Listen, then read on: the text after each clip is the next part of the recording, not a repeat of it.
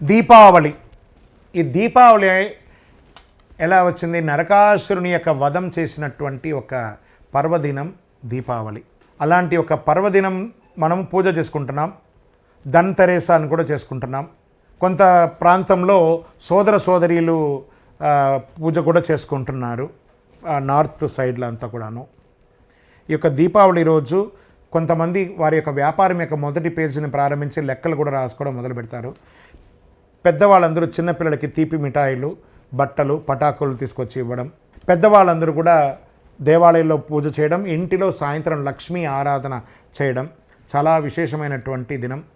లక్ష్మీ ఆరాధన చేయండి, కనకదార స్తోత్రం చేయండి, లక్ష్మీ గద్యం చదవండి, చాలా విశేషం. ఈ దీపావళి రోజు దీపావళి ఆ వెలుగుని ఇచ్చే ఒక అద్భుతమైనటువంటి రోజు. ఈ ప్రపంచానికి వెలుగునిచ్చే పర్వదినం దీపావళి.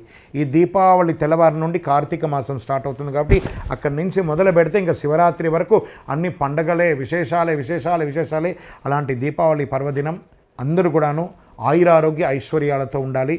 జాగ్రత్తలు కూడా ఉన్నాయి. చిన్నపిల్లలు పటాకులు కాల్చేటప్పుడు పెద్దవాళ్ళు వాళ్ళకి దగ్గర ఉండి చేసి జాగ్రత్త పడండి.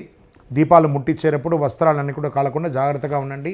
దీపం వెలిగించి ఎవరైతే దీపం వెలిగిస్తారో దేవాలయంలోనో ఇంటిలోనో ఆ దీపంలో నూనె కరుగుతూ ఉండగా మన యొక్క కర్మ వ్యాధులన్నీ కూడా తొలగిపోతాయని శాస్త్రం చెప్పబడుతుంది. దీపం ఎంత వెలిగిస్తే అంత మంచిది.